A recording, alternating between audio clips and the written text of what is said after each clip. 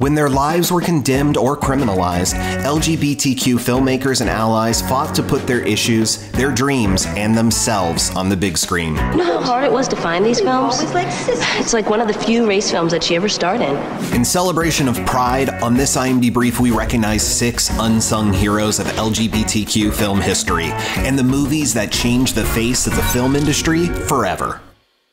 In 1919, Austrian writer-director Richard Oswald debuted his film Different from the Others, and it was soon after censored. Oswald had created what's considered the first pro-gay film ever, starring CONRAD VEIDT, who you may recognize as inspiration for Batman's nemesis, the Joker.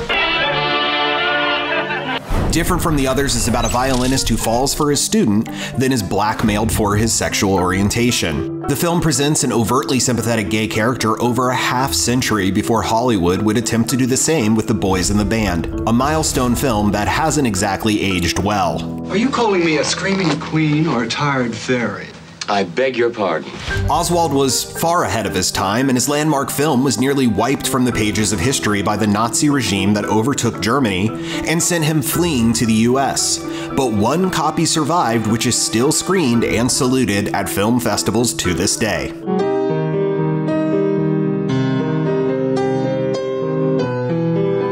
During World War I, Dorothy Arzner got her foot in the door at Paramount Pictures, working her way up from typing scripts to editing to shooting extra bullfighting scenes for Rudolph Valentino's 1922 silent romance, Blood and Sand.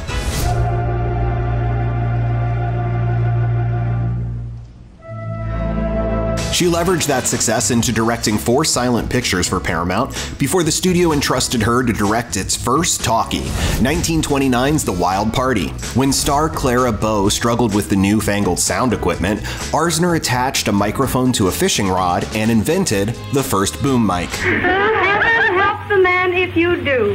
Heaven help any man. Arzner, who never conformed to her modern-day conventions, nor did she hide her long-term relationship with choreographer Marion Morgan, also bucked conventions in her art. In 1940's Dance Girl Dance, starring Maureen O'Hara and Lucille Ball, may seem like diversionary fare as a burlesque buddy comedy, and it was treated as such at the time. But modern critics reinterpret the work as an early indictment of the hypersexualization of women on film, and this earned it a spot in the U.S. National Film Registry in 2007. What do you suppose we think of you up here? With your silly smirks your mothers would be ashamed of. From the golden age of Hollywood, we move to the underground scene of 60s and 70s New York, where twin brothers Mike and George Kuchar evolved the lo-fi into a high art. Alongside Andy Warhol and Stan Brakhage, the Kuchars made a splash with a non-stop output of bizarre and compelling short films with the brothers, their family, and their friends in the lead roles, like Hold Me While I'm Naked and Sins of the Fleshopoids, silent sci-fi camp with comic strip word bubbles providing the dialogue. Moving to San Francisco to teach film in the 1970s, the Kuchars kept on creating, contributing to the gonzo black comedy horror Thundercrack, and shooting decades of video diaries of their daily lives. Their far-reaching influence was summed up beautifully in the 2009 documentary It Came From Kuchar, which features acolytes like Wayne Wang, Adam Egoyan, and John Waters. Really should get an award, you know, they should be knighted, really.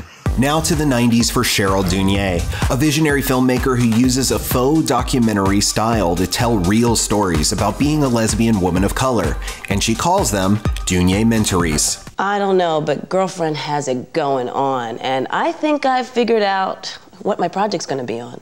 I'm gonna make a movie about her. That's Dunye in her breakout film, The Watermelon Woman, a fake doc about a fictional black actress lost to time. Dunye continued to make films throughout the 2000s, and in the past few years has found new success producing and directing TV series, like Ava DuVernay's Queen Sugar, Lena Waithe's The Shy, and Jordan Peele's upcoming Lovecraft Country. I thought the world was one way, and found out it isn't.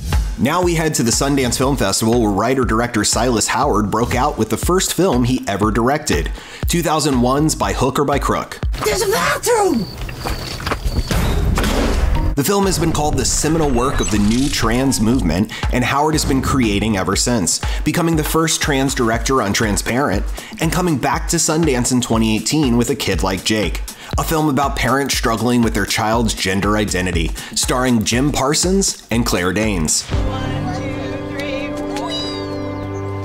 You can add all these pioneering shorts, docs, and films to your watch list, and for more unsung heroes and trending tales, stay glued to imdb.com/imdbrief.